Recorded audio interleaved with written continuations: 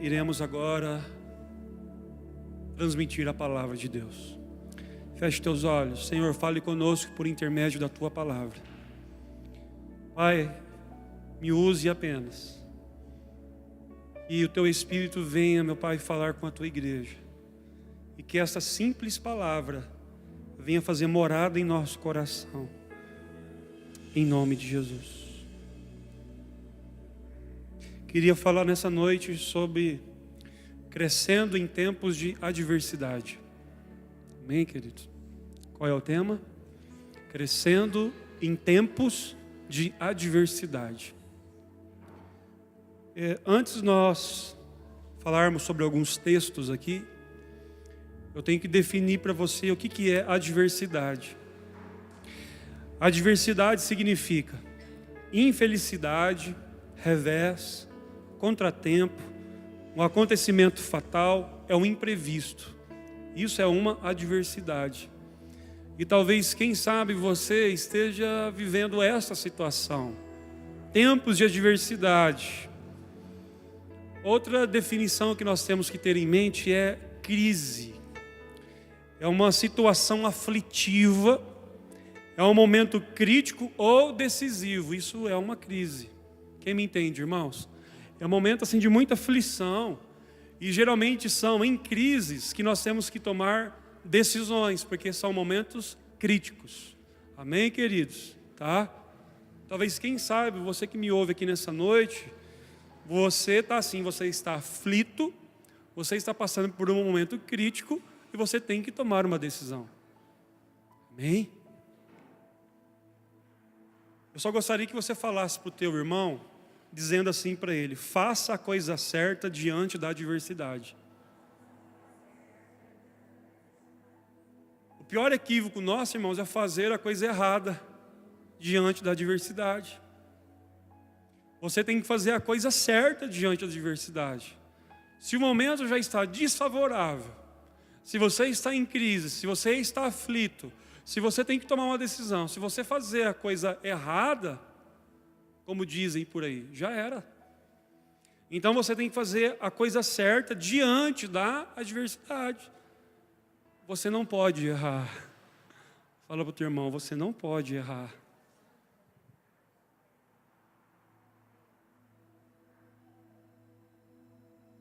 Irmãos, é interessante, né? Que diante da crise, queridos, a gente não pode vacilar. A gente não pode dormir diante da crise, porque a crise, ela quer nos sufocar. A ansiedade, uma das raízes da ansiedade, da palavra ansiedade, é falta de ar. Geralmente quando uma pessoa ela está ansiosa, nem respira direito, porque ela está ansiosa. E a crise, a adversidade, ela tende a fazer isso conosco. E é nesses momentos que a gente não pode vacilar, que a gente não pode dormir. Olha só que Paulo fala em Efésios 5:14. Pelo que diz, Efésios 5:14, diz, pelo que diz, desperta, ó tu que dormes. Levanta-te de entre os mortos. Esses mortos aqui, queridos, não é os mortos no sentido figurado. Mas infelizmente, tem gente que está já com a fisionomia de morta. Tem pessoas que, tá lá, ó, desperta tu que dormes e levanta-te dentre os mortos. Então são pessoas que entregaram os pontos. São pessoas que estão mortas, que talvez não acreditam mais. E Paulo fala à igreja em Éfeso: desperta, ó tu que dormes. Entendeu, irmãos? É um puxão de orelha, é uma advertência: desperta. Talvez você está aí dormindo, ou quase morrendo, porque fala: levante-te de entre os mortos. Você tem que despertar. Recentemente o pastor Fábio pregou uma palavra aqui na igreja que falou muito comigo, acerca da passividade. Então, nós temos que nos despertar, sair dessa zona de passividade. Amém, queridos? E Cristo te iluminará. Cristo só vai me iluminar se eu entender que eu tenho que me levantar. Amém, queridos? Portanto, vede prudentemente como andais, não como loucos, e sim como sábios, remindo o tempo, porque os dias são maus. E é verdade, né, irmãos? Os dias são maus. Por esta razão, não vos torneis loucos, mas procurai compreender qual é a vontade de Deus. Irmãos, isso aqui é sério. Um exemplo, você sabe qual é a vontade de Deus para a tua vida? Pastor, eu não sei. É porque talvez você está como um morto. É porque talvez você está dormindo. E nessa noite você vai entender o propósito na tua vida se você se levantar, você se posiciona e Deus te ilumina. Amém, queridos? Fala para o morto, morto, enxerga. Ele vai enxergar, está morto. Não tem vida. Quem sabe você que me ouve aqui nessa noite, você está vivo, mas morto. Tem que despertar.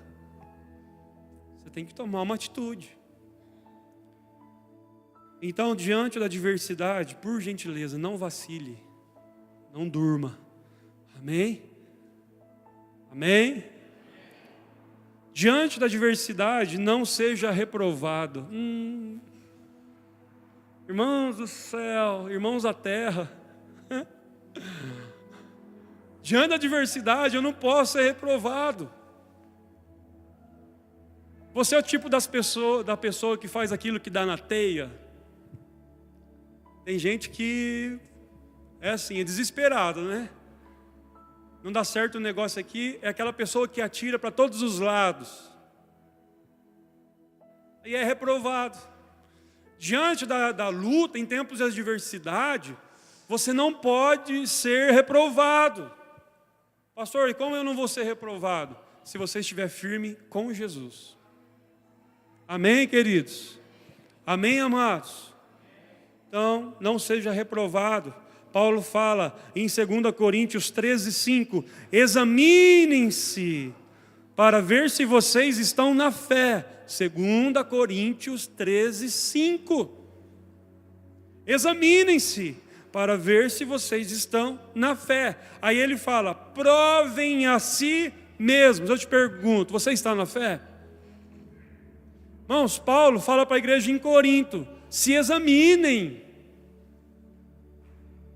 Você está na fé? Então quem vai responder isso? Não sou eu, é você.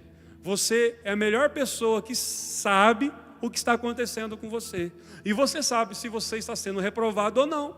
Eu te pergunto, você está na fé? É o que Paulo fala, provem a si mesmo. Um exemplo, essa adversidade que você está passando, essa luta, seja lá o que for, você se considera aprovado ou reprovado? Paulo fala, muito claro, provem-se a si mesmos. Aí tem uma pergunta, não percebem que Jesus está em vocês? É uma pergunta, irmãos. Paulo está falando assim, peraí, será que você não percebe que Jesus está em vocês? É uma pergunta. A não ser que você se considere reprovado. Quem crê que Jesus está com você? Quem crê que Jesus está com você? Então por que você se reprova?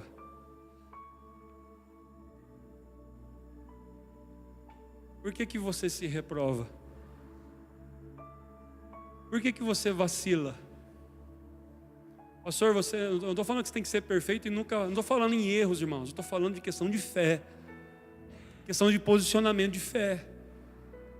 Amém? Como nos sobressairmos em tempos de adversidade? Tenha atitudes de sabedoria. Irmão, sem sabedoria nós não chegaremos a lugar nenhum. Você é uma pessoa sábia? Você sabia que tem pessoas que são inteligentes, mas não são sábias? Você sabia disso? Tem pessoas que são inteligentes, mas não são sábias. Porque inteligência basta você estudar, você se aprofundar, você dedicar horas de estudo, né? Por dedicação.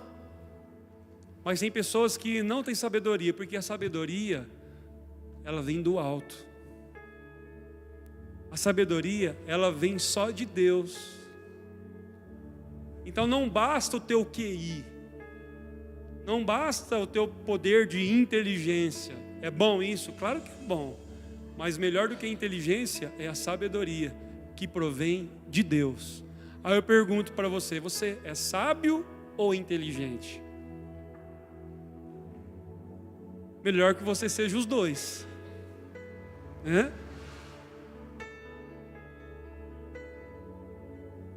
Se algum de vocês tem falta de sabedoria, peça a Deus que Ele dá de graça. Então fala para o teu irmão, seja sábio.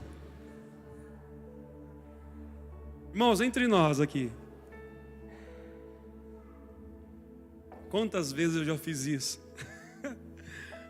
Quantas vezes você já colocou a carruagem na frente dos bois?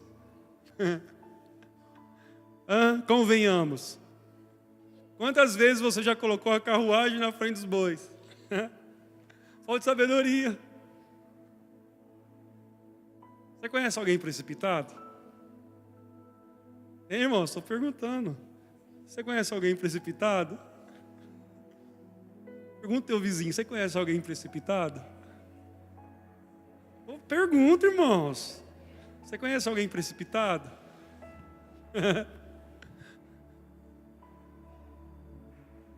Cuidado para você não colocar a carruagem na frente dos bois. Ai, Jesus. A sabedoria que vem do alto, segundo Tiago 3,17, é antes de tudo pura. Então, peraí, agora Tiago, Deus fala assim, se alguém quer sabedoria, peça que eu dou de graça. Aí Tiago começa a falar agora um pouco das qualidades dessa sabedoria. Tiago 3,17. Eu acho interessante. Tiago vai aprofundando em relação à sabedoria. Vamos lá, então, mas a sabedoria que vem da onde, irmãos? Do alto.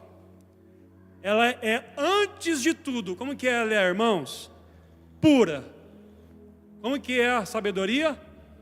Pura. E depois? Pacífica ou misericordiosa. Então, peraí. Quem quer sabedoria para a tua vida? Quem quer ser sábio? Aí eu te pergunto para você. Você é puro de coração? Estou te fazendo uma pergunta, não responda. Você é puro de coração? Irmãos, tem gente que vê maldade em tudo. Você é pacífico? Misericordioso? Né? Como diz o texto. O que é uma pessoa pacífica? É uma pessoa que não quer guerra. É uma pessoa que quer paz. Ela faz de tudo para viver em paz. Você se considera uma pessoa pacífica? Então, se você não se considera, é porque você não é sábio. E pode falar um amém aí? A igreja está calada. Depois, o que é, irmãos? Como que a sabedoria é? Amável. A sabedoria, ela é compreensiva. Ela é cheia de misericórdia e de bons frutos. Ela é imparcial e sincera. Convenhamos, entre você e Deus, você se enquadra dentro deste versículo? Destaque esse versículo. Eu gostaria que você lesse depois na sua casa. Pastor, eu não sou sábio, então você vai pedir a Deus que Ele vai te dar sabedoria. Mas junto à sabedoria, vem esses ingredientes. Amém, queridos? Olha só quantos ingredientes: pura, pacífica, amável, compreensiva, cheia de misericórdia, de bons frutos, imparcial e sincera. E aí? Você olhando para este verso, como que você se considera? Uma pessoa sábia ou uma pessoa insensata? Pastor, é difícil? Irmãos, quem caminha com o Espírito Santo não é difícil. Sabe por quê? Porque essa pessoa deixa ser tratável. Ela é ensinável. E uma pessoa que é sábia, ela vai aprender tudo isso aqui, sabe como? Na prática. É no dia a dia. Por exemplo, pessoa que tem um estupim curto. Não podemos considerar que ela é uma pessoa sábia.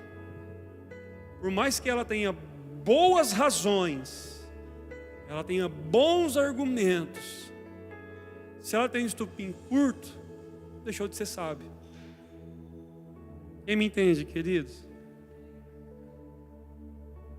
Bom, deixa eu ir para frente um pouco aqui. Diante da diversidade, então eu te pergunto, quais os pensamentos que você tem alimentado? Vocês perceberam que de algumas quintas para cá eu tenho falado sobre pensamento? Então, diante da crise, desse momento de decisão que você tem que tomar, diante dessa diversidade, o que está alimentando o teu pensamento? É a velha questão que eu já lancei aqui para a igreja. O que você pensa acerca de si mesmo?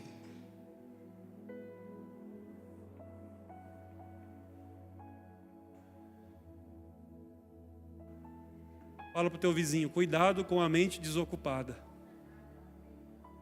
Aí fala com cara de fé, irmãos. Fala, cuidado com a mente desocupada. Mente desocupada significa oh meu Deus do céu, fugiu aqui. É uma pessoa ociosa. Ociosidade. Ociosidade. É uma pessoa que tem a mente o quê? Vazia. Lá em 2 Samuel 11, do 1 ao 5, eu não vou ler não para ganhar tempo. Depois você lê na tua casa. 2 Samuel 11, 1 a 5. Era tempo de guerra. Os reis tinham que ir para a batalha. O rei Davi, está lá no terraço, lá do palácio, vendo tudo, né? Aí de repente a Bíblia fala que ele vê uma mulher muito linda, formosa, por nome de Betseba. E para a Bíblia relatar que ela era formosa, com certeza ela era muito linda. A verdade é essa. E essa mulher, ela era casada. Como que chamava o marido dela, vocês lembram? Urias. Mente ociosa. Por que ele não foi para a guerra? O que ele ficou fazendo em casa? A Bíblia diz que era tempo dos reis irem para a guerra. E ele ficou aonde? No palácio. Aí ele ficou vagando para lá e para cá. Aí de repente ele fala assim, agora eu vou abrir aqui meu blindex aqui assim, né? Eu vou ver a vista. Aí de repente ele vê uma mulher lá se banhando. Aí a Bíblia fala, irmãos, que daí viu Davi a mulher lá se banhando. Então, uma mente desocupada, uma mente ociosa, uma mente que fica vagueando, tem que tomar cuidado. Porque isso gerou um pecado, e isso gerou uma consequência. Fala assim, ociosidade, ela gera pecado. Porque ele viu. Cuidado com aquilo que você anda vendo, cuidado com as mentes desocupadas. Aí ele mandou chamar a mulher, tem relação com ela, e ela engravida. Aí ela manda um recado para o rei, fala que eu estou grávida. Irmãos, olha aqui para mim. Tudo por causa da mente desocupada. gerou um pecado, e toda consequência traz um relatório. Você sabia que toda consequência manda recado? Fala para o teu irmão assim, ó, toda consequência te manda recado. Betseba falou assim, vai lá, se apresentou e falou assim, eu estou grávida. Tudo começou por causa da mente vazia. Meu irmão, em tempos de adversidade, você não pode ter mente vazia, não. Tem um ditado que fala que mente vazia é oficina do... E é verdade. Cuidado com a mente desocupada. Perceba, eu lhe pergunto, ultimamente você anda muito ocioso? Era para Davi ter ido para a guerra, ele ficou em casa. Isso não é bom. Amém, queridos? Fala para o teu vizinho, cuidado com a mente desocupada.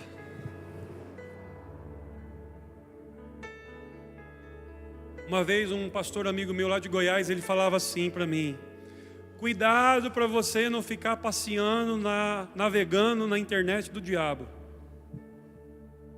Gente que tem a mente desocupada, fica navegando na internet do diabo. Cuidado. Fala para o teu vizinho assim, vai para a guerra. Fala para o teu vizinho, vai para a guerra. Fala com o cara de fé, vai para a guerra. Fica ocioso não. Amém, queridos? Porque as grandes batalhas nossas começam onde? Ó, aqui. Põe na cabeça que você é um fracassado. E fica falando, eu sou um fracassado mesmo. Eu sou um fracassado mesmo. É isso que você vai ser. Põe na mente assim que você vai... Tipo assim, você vai fazer as entrevistas, né? Hoje eu vou entregar currículo, vou fazer a entrevista. Vou entregar currículo, mas não vai virar nada. E não vai virar nada mesmo. Você já saiu de casa falando assim, não vai virar nada. E não vai virar nada. Não estou pregando aqui, irmãos, o poder do pensamento positivo. Mas você também tem que se colaborar. Dá um cutucão assim no teu vizinho e fala, está entendendo? Fala assim para ele, se ajuda. Fala para ele, se ajuda. Fala assim para ele, sai dessa. Amém, queridos? Tem que se ajudar. Então, como que eu devo ocupar a minha mente, irmãos? Como? Pense nas coisas celestiais.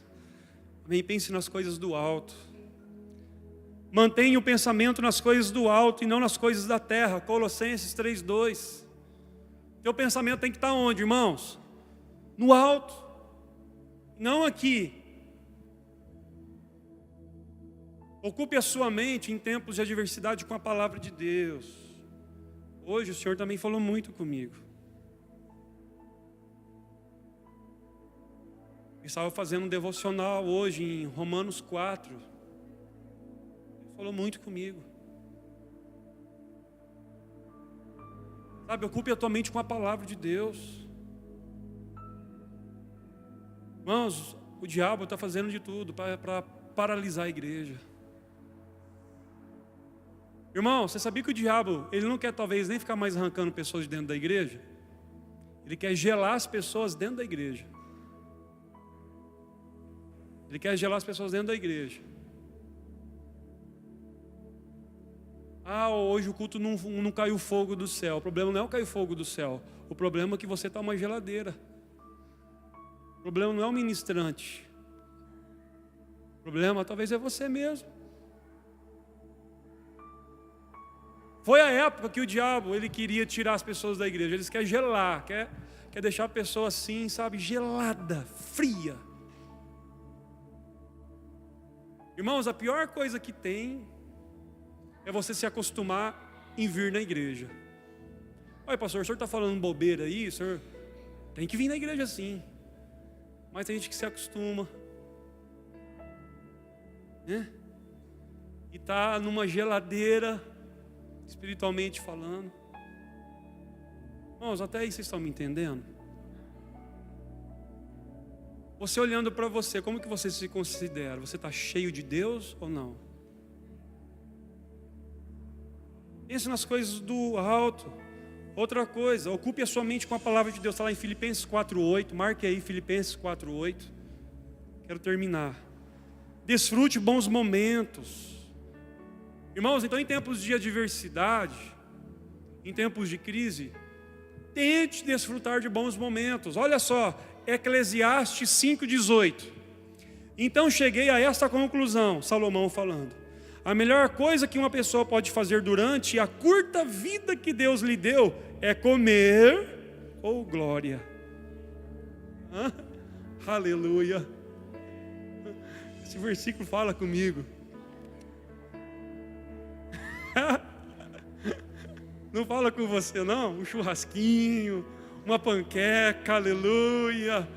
Glória a Deus, um dos pratos prediletos meu, tá, irmãos? Eu não sei se é o teu. Mas olha aqui, então cheguei à conclusão que a melhor coisa que uma pessoa pode fazer durante essa vida curta, o que é, irmãos? Que Deus lhe deu é comer, é beber, mas não é beber coisa que vai te embriagar, não. É coisa boa, irmãos, tá? Aproveitar bem o que ganhou com o seu trabalho. Essa é a parte que cabe a cada um. Se Deus der a você riquezas e prosperidades e deixar que as aproveite, fique contente com o que recebeu e com o seu trabalho. Isso é um presente fala assim, é um presente de Deus. E você não sentirá o tempo passar, pois Deus encherá o seu coração de alegria. Então desfrute bons momentos. Desfrute. Porque quando a pessoa às vezes está na adversidade, ela tá na crise, ela só fica focada naquilo. Aí um amigo fala assim, um amigo da família ou um parente fala assim: vamos fazer um churrasquinho? Não, vou não. Estou cheio de problema aqui, quero ficar em casa. Você está encurtando a tua vida, você vai morrer antes do tempo. Vamos fazer um arroz com galinha, à la Goiás? Vamos fazer isso? Não vou não, aqui tenho conta de água, luz, telefone, aluguel, tenho telefone, tenho funcionário, tem boleto, tem fatura. Não, deixa eu ficar quietinho aqui que eu não estou bem. E adiantou você ficar em casa? Quem me entende, queridos? Quem me entende? Desfrute bons momentos com pessoas boas, com pessoas que vão somar na tua vida. Adianta você ficar em casa, enjaulado. Aí você fala assim: não, agora eu vou ficar aqui no quarto aqui, vou tomar 2 diazepam para dormir logo. Que adianta? Aí a pessoa já não come mais, a pessoa já não trabalha mais, a pessoa já faz trabalho de qualquer jeito. A vida é curta. Aproveite o que Deus tem dado para você. Diante da luta, diante da adversidade, você pode ser feliz, sim. Você pode. Fala para o teu vizinho: sai da jaula. Fala para ele: sai da jaula. Amém, queridos? Que é de Deus, está aí, ó, desfrute bons momentos. Irmãos, posso contar um testemunho aqui? Eu dou risada, porque a gente conta por fé, né? No ano de 2010, eu e a Heloísa, nós estávamos numa luta, irmãos. 2010. O pneu do carro estava no arame. Vocês têm ideia. Ai, Jesus, sabe? Tudo no arame. Eu falei: meu Deus, era lá em Rio Verde. Eu falei: isso aqui qualquer hora vai me deixar na rua. Você passava a mão no pneu assim, chegava a cortar com aqueles arames que fica assim, né? E não tinha dinheiro, mas tinha fé. Aí tinha célula em casa. Aí tinha dia que estava lá, irmãos, a nossa célula lá em casa chegou a dar quase 60 pessoas, já era uma congregação. A gente tinha alugado uma casa grande, e eu falava: meu Deus, quanta gente aqui em casa. Só tinha água para oferecer para o povo, não tinha mais nada para oferecer, não tinha nada na geladeira. Ô tempo de luta, glória a Deus, né? Irmãos, mas vocês querem saber de uma coisa? Nos momentos nos piores momentos financeiros que a Heloísa passou, acredite você ou não, eu comi nos melhores restaurantes de Rio Verde. Eu comi nas melhores pizzarias de Rio Verde. Verdade. Plena segunda-feira, Deus usava alguém e falava: pastor, vamos com nós em tal lugar? Eu falei: aleluia, de Deus, glória a Deus. E eu pegava o carro no arame, ó, e glória. Irmãos, eu desfrutei tanto momento bom. Aí no outro dia um discípulo, era assim, numa segunda, de repente na sexta-feira o discípulo ligava: pastor, não sei se tem essa pizzaria ainda lá, mas era Tarantela, né, Heloísa? Lá perto da praça, né? Acho que é isso o nome, né? Vamos lá, Tarantela, rodízio de pizza. Eu falei: oh, glória, vamos embora. Irmãos, olha, pensa num tempo onde eu desfrutei do bom e do melhor de Deus. Aí para ajudar um dia, o irmão chegou e falou assim: pastor, vai trocar os 4 pneus teu aí que eu vou abençoar. E coloca pneu bom. Cheguei lá no lugar e falei assim: ó, quero pneu bom pro carro aqui, viu? Queridos, é isso. Aí eu fiquei em casa assim, ó céus, ó dia, vamos lá comer. Irmãos, tinha umas picanhas de coisa assim, sabe, de doido lá. Aí eu falo: não vou não, vou ficar aqui em casa, ficar chorando as amarguras aqui. Para com isso, irmãos, a vida é curta. Quem me entende? Estou falando para você de coisas que eu vivi na flor da pele. Dias deu ter em casa R$1,15. Naquela época o leite custava 99 centavos. Deu comprar uma caixinha de leite para o meu filho. E dando glória a Deus. Hoje tem gente que por pouco não vem na igreja, não vai na célula. Eu não dou conta de gente assim não. Reclama, murmura.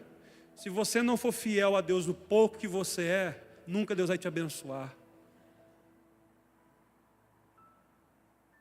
Estou te falando de experiência. Minha mãe está aqui, minha esposa está lá e sabe o que eu estou falando. Desfrute os momentos que Deus deu para você. Irmãos, é na crise que as coisas ocultas do nosso coração são reveladas. Sabia que você passa a se conhecer melhor nas crises?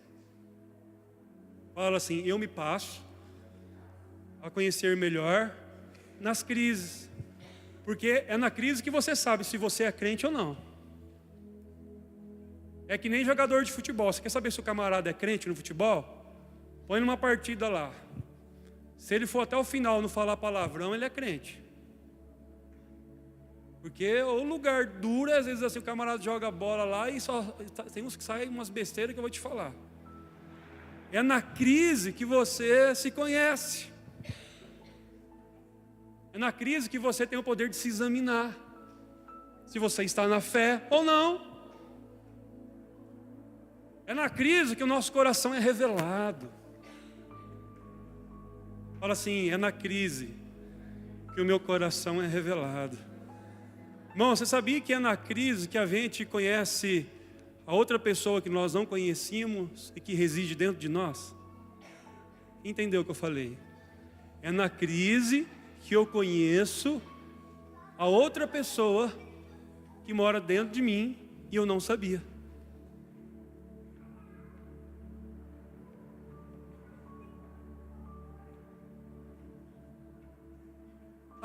Irmãos, na crise, no tempo de adversidade, fala assim para o teu vizinho: não deseje mal para ninguém. Não deseje mal para ninguém. Porque é na crise que Deus vai permitir pessoas se levantar contra você. E eu tenho uma boa notícia para te dar. Os primeiros é dentro da própria casa. Aqueles que comem no mesmo prato que você.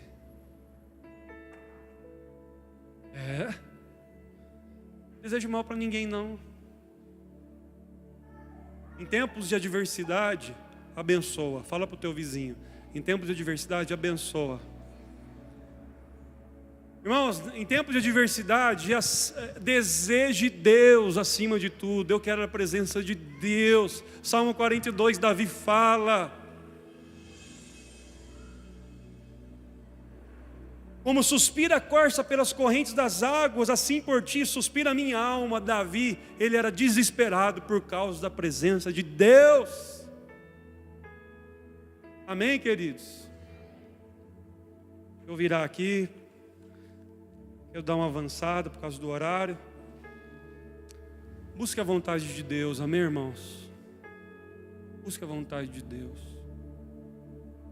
Busque ela todo o tempo. O mundo e a sua cobiça passam, mas aquele que faz a vontade de Deus permanece para sempre. Em tempos adversos, se refugie na casa de Deus. Irmãos, tem gente que passa luta e se ausenta. Tem pessoas que passam luta e não vêm mais para a igreja. Irmãos, a igreja tem que ser um ninho de consolação. Irmãos, é aqui que nós seremos curados em nome de Jesus, juntos, amém? Tanto que eu falo aqui na igreja de célula, que eu falo dos cultos, participa, se envolve, amém? Fala assim para o teu irmão, não tome decisões por emoção. Quantos já sabiam disso? Quantos já sabiam disso? Não tome decisões por emoção. Quem já sabia disso? Levanta a mão. E por que você comete os mesmos erros, sabendo disso?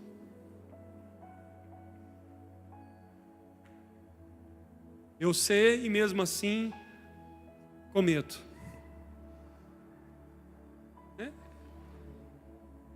Quantas vezes eu já tomei decisões por emoção? A adversidade é uma situação propícia onde Deus sonda o meu coração. Pode falar para Deus agora, Deus sonda o meu coração. Fala assim para Ele, Senhor, vê se há algum caminho mau no meu coração e guia-me pelo caminho eterno. É nesse momento, queridos, que Deus nos convida a fazer isso. Agora, para mim, isso aqui, finalizar, eu tenho algo bom para te falar, muito bom.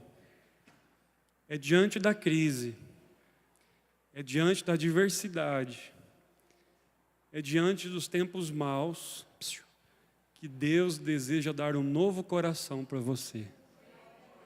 Você pode aplaudir ao Senhor por causa disso? Irmãos. Deus é especialista em dar para nós um novo coração. Feche teus olhos. Você que deseja um novo coração, coração quebrantado, sabe, um coração assim que agrade a Deus. Será que você não está percebendo que toda essa diversidade, essa crise aí tem um propósito? Fale com Deus agora, fala, Senhor, dá-me um novo coração. O Senhor está te examinando, o Senhor está te sondando. Obrigado, Jesus. Irmãos, é na adversidade que nós conhecemos a outra pessoa que morava dentro de nós, que reside dentro de nós. É na adversidade que você passa a se conhecer melhor. E você vai falar para essa pessoa que reside dentro de você, falar assim, eu não sou essa pessoa. Eu não sou guiado pela carne, eu não quero ser guiado pelas emoções, eu quero ser guiado pelo Espírito de Deus. Irmãos, Deus permite essas provas para nós nos conhecermos melhor.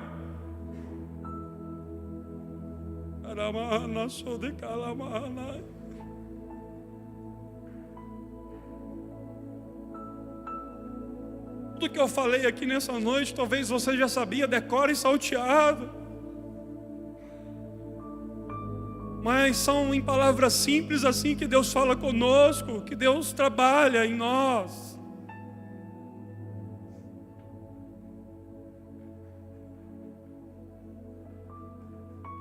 Deixa Deus se mover através de você.